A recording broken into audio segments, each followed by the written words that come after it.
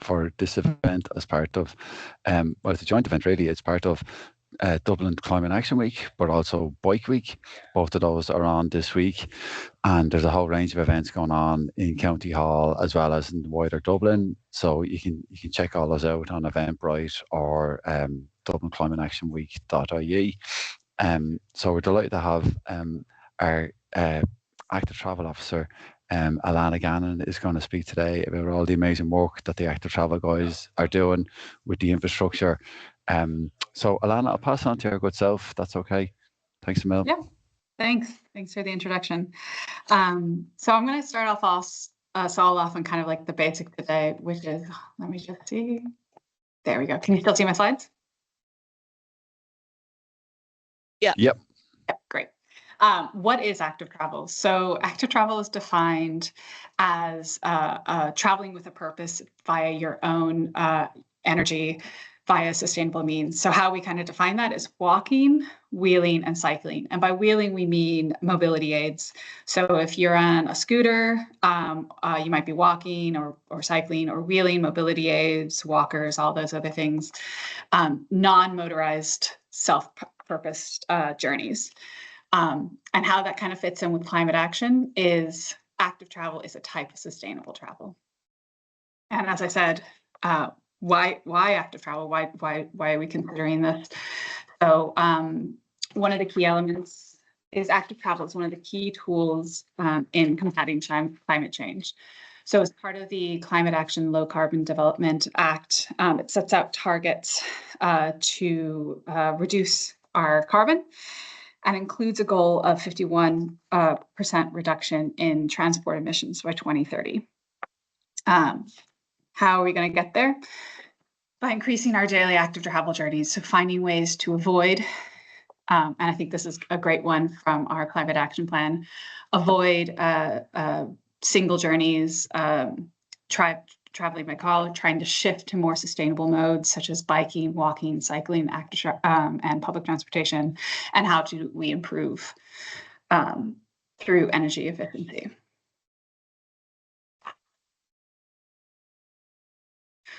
That's kind of big picture, looking at active travel and climate. I'm going to focus a little bit more on active travel. So where did we start in South Dublin? So in the recent history, Cycle South Dublin program was launched in 2021. And this is a program of work for the development of active travel in South Dublin. So this is really what the active travel department here in South Dublin is doing. So as we're growing, with a projected growth, there's going to be increased pressure on housing, services, and mobility throughout the county. And so our roads are only as wide as they are. And it's really about looking at our network and looking at the county in general and seeing if we can provide more options for people who want to walk somewhere, options for people who want to scoot somewhere, or maybe even cycle.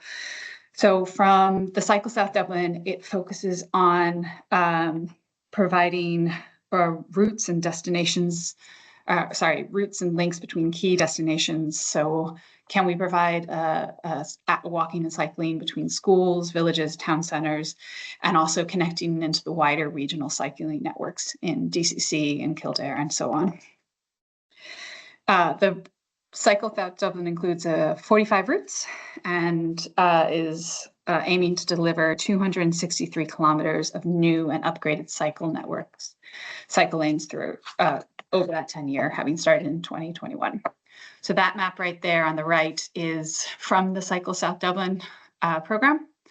And you can kind of see the red, which is schemes we were in the now, the purple, which is soon, and the later, which is the orange, and the bus connects as well. That's where we started. And where are we now? That same map here is showing where we are today. So everything in dark green are recently completed schemes since we started the program of work. The light green is existing network, and the yellow or orange, depending on your screen, is what's currently under construction or soon to be under construction. I can even tell you that the one up near Lucan, we were just talking about it before the call right here, that's actually recently completed. Those maps might be only, I think, about 6 months old. It's already updated since then. Things are already getting built out there. And as I said, we built 48% of the original program of work for the Cycle South Dublin through the active travel and other departments. And you might have heard some of the projects, such as the Daughter Greenway, which goes all the way from the mountains through South Dublin over to DLR and into DCC. So you can cycle. I know that there's current sections under construction, other councils, but right now you can get a good 20-minute, 30 cycle on that greenway, all segregated from roads through parklands on, you can see the photo down here, on protected cycle lane. Grand Canal to Lucan Urban Greenway, which is in Griffin Valley Park, opened last week. And there's a huge list of ones that deliver. I'll have photos on the next page of different networks all throughout the council. There's, as I said, a couple of photos of them. You can see the red really pops for the cycle lanes, but not only are we building safe, improved safe cycle and walking, but we're also trying to make placemaking. So that would be a photo in the middle there, trying to make these places feel warm and welcoming and encouraging people to walk and cycle and making it feel safe for all. And I even put a little sneak peek of a project that's currently getting painted under the, I think that's under the Spalwell or the M50 down here in the bottom right corner. There's a local artist doing a mural of the local dogs on the Daughter Valley or in the Daughter Greenway. So really bringing life to an area and making people feel like, well, the community, having local artists painting local dogs, really bringing the community into the schemes and engaging with them throughout. So kind of talked about where we started, where we are, but there's been some great recent data about why we do this and some great data about how that impacts climate. So from Active Travel, a lot of our projects are funded by the National Transit Authority. And recently, the NTA, in partnership with the Walk, Wheel, Cycle Trust, published the Walking and Cycling Index. And I'll have a lot of slides about this and focus on this mostly today. They do this every 2 years, and it has a ton of data. I'm only kind of taking a high-level snippet right now, but it shows who's walking, wheeling, and cycling throughout the Dublin metro area. What are the benefits gained? And what are the barriers? And what's great this year, and it's not quite out yet, is they're also going to have one focus on just South Dublin. We'll be able to see exactly in South Dublin who's walking, who's wheeling, who's cycling, and what is those direct benefits that we are all gaining from this. So those in the walking, wheeling, or in the walking cycling index, these are some great stats that they came out. So this is pretty, they go and they've interviewed people throughout and they've looked at the data out there. And in the last year, walking, wheeling, and cycling has prevented over 4,000 serious long-term health conditions. It has 2 billion of economic benefits for the area, for individuals in the area, and 97,000 tons of greenhouse gas emissions saved. And I love these little stats they do below. So that's all great, big numbers, big figures. But for walking, wheeling, cycling, that's 810,000 flights from Dublin to London saved. Like that's the equivalent of the carbon saved over the last year. And with cycling, that's the cycling over the last year itself. I think this is looking, yeah, it was 400,000. So it's like kind of puts that real, like, you know, each step, each trip you take via walking or cycling, you can actually see that there is actual real benefits and kind of acquainted to something to our daily lives. And kind of still with, like, we always talk about how good it is, even on an e-bike, there are health benefits gained. So if you're going to walk, cycle an e-bike, either way, getting out there and doing active travel, sustainable travel, there's health benefits gained. And one I really like is the amount of particulates, over 4,000 kilograms of particulates not in the air that we're not having to breathe every day just from walking and wheeling, and almost 6,000 kilograms of particulates that aren't in the air. So cleaner air for us and for everybody. And I'll include a link to this report as part of this presentation. So if anyone wants to dig into these numbers or dig into any of this, they'd be welcome to look at. And I was kind of talking about how, this affects us every day, and what does this mean? Like those flights, like kind of making it equate, and looking even just at the economic benefits. For each journey of walking and wheeling, there's a €23 saved for each kilometer walk wheeled instead of driven. Now that is societal benefits and individual benefits. But if you think about your own personal journey every day, a €23 for each kilometer, like it's a lot. Like even if you think just a quick trip down to the store. And when it comes to cycling, it's a €71 for each kilometer cycled instead of driven. And it really adds up. Like each journey, like imagine each kid being able to walk safely to school, and how far that might be that they can get there safely, and how much is saved in time and resources for each one. And so where are we going with active travel? So I've shown you where we were, where we started, where we are, and where we're going. There's that map again that you're going to get tired of seeing by the end of this. The active travel cycle South Dublin. So everything in green is currently scheduled to be completed by the end of next year, maybe 2028. And now everything in red that's what we're looking to do next. So there are some projects out there that we're looking at and trying to get timelines against, but we don't have direct timelines for them quite yet. But looking at the green network, you'll be able to get a lot of places. And really importantly, this week, as Gary said, is Bike Week. So last Sunday, there was a community cycle out in Griffin Valley Park with a speaker and bike disco. And the fun continues throughout this week for those who are interested. There will be a kids confidence training tomorrow in Collinstown Park, a BMX in Jobstown, and then this Sunday, the same kind of community cycle with music, and it's family friendly, is down in Potter Valley this Sunday at 10:30. And the rumors has it that the ice cream truck will be returning, so I highly recommend everyone's attendance. And yeah, I'll leave it at that. Thank you all. Fantastic. Thanks a million, Alanagh. That's amazing. And just really brilliant to see all the great work that's been done with the infrastructure and what's coming down the line as well. It's just, it's been incredible. As a cyclist in South Dublin, all my life, I'd say, it's been amazing just to experience it firsthand. What's already been done, it's truly remarkable. So long may that continue. And yeah, thank you, Alanagh, and all the team for what you guys have been doing.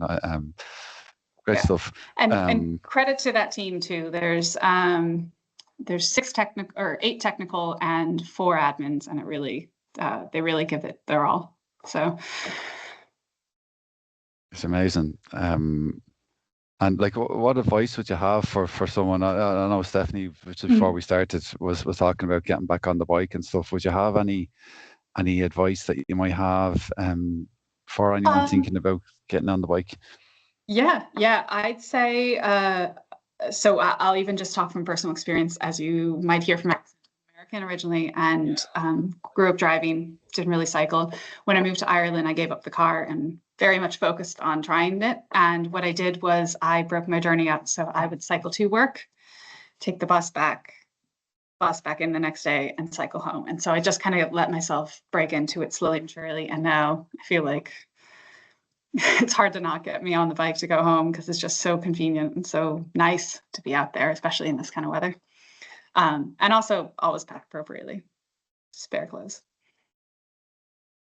Yeah, just as you were talking there, Alanagh, I was thinking, if I could give one piece of advice, unsolicited advice, and now here I go, is pannier bags are really good if you can get them. Getting like that's like a little frame. You might see them often on the back wheel, and you can put a little bag on your bike then. So instead of on your back can tend to get a little bit sweaty. Having the pannier bag there is a game changer, you know. So if that's something you can get all that stuff on your bike to work scheme as well. It's not just the bike; you can get equipment also. So just something to consider there. Absolutely. Any other questions? What's been the most satisfying project you've worked on so far, Alana? Or are they all like your babies and you I can't feel pick a like they're favorite? all, yeah, yeah. I think they're all the babies, but the one that I was showing with the big mural on the side of the bridge, Avonbeg, that one was fabulous. We by chance got a local artist to do that, and she worked with the school kids in St. Dominic's and developed that mural with them. And that's been up for 3 years, and I think it's been tagged once, which is pretty good for a Hmm. mural at this point, because anyone walks by and goes like, ah, I know who did that part of the mural. So it's nice to see the engagement there and the activities. Yeah, I second the pannier thing. Now that I'm thinking about it, like I have a backpack pannier, and it's made the whole commute in so much different. And that mural, I do go by there sometimes, and it just really does, like, joy is the word I'd use. It's just so joyful Mm. to go by it. It's beautiful. Am I right in saying it's the same artist who's doing that new one with the dogs underneath Yeah, them by the Balrodry Weir? Yeah, yeah. yeah. Emmeline Blake. So she's done a few pieces out there too.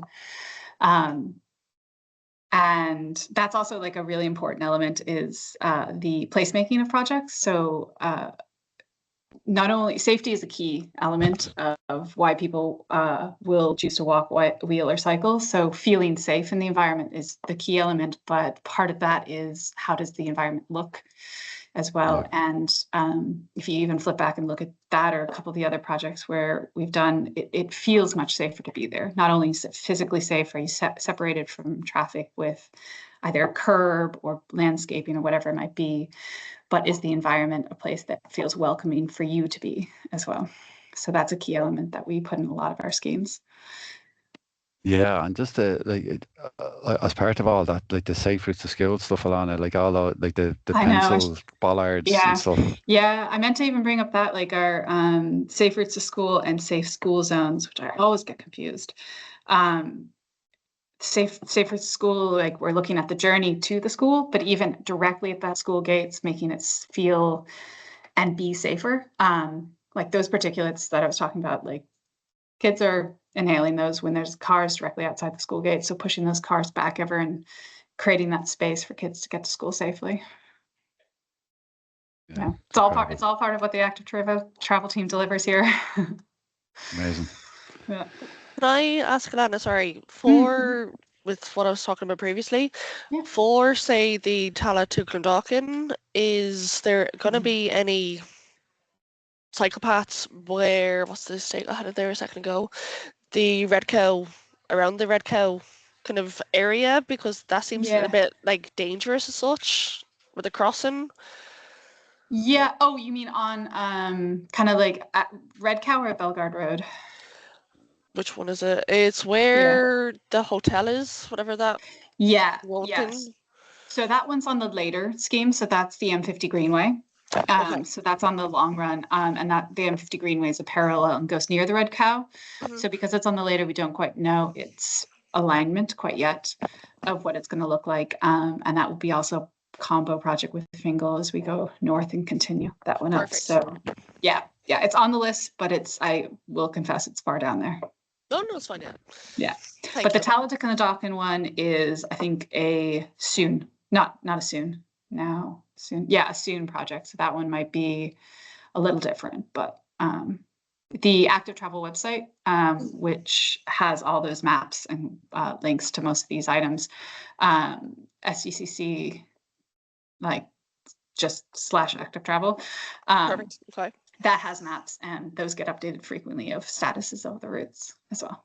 Perfect. Thanks so much for that. Thank you. No worries.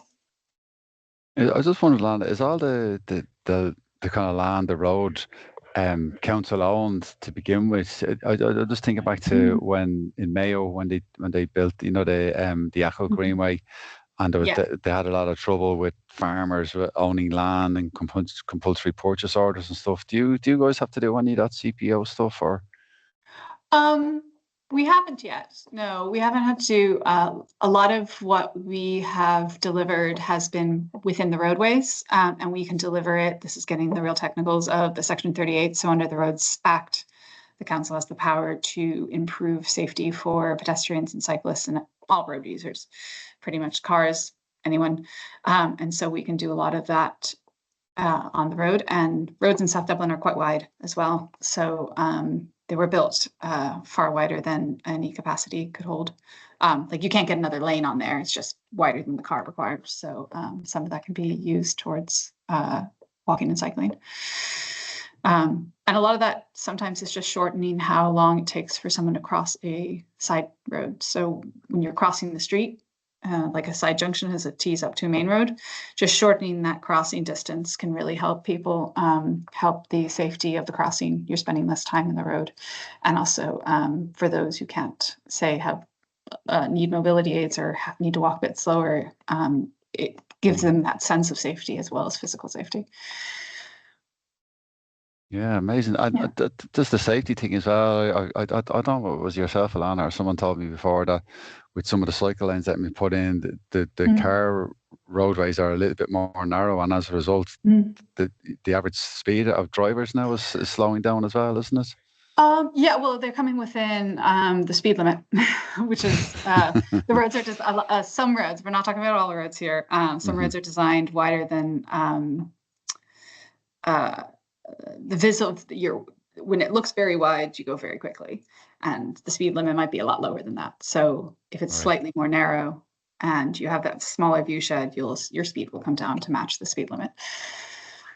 Okay. Yeah. All that other that refers. Sorry, that's all DMERS, which is design. Goodness, I couldn't even remember what the acronym stands for. Design Manual for Urban Roads. Yeah. Cool.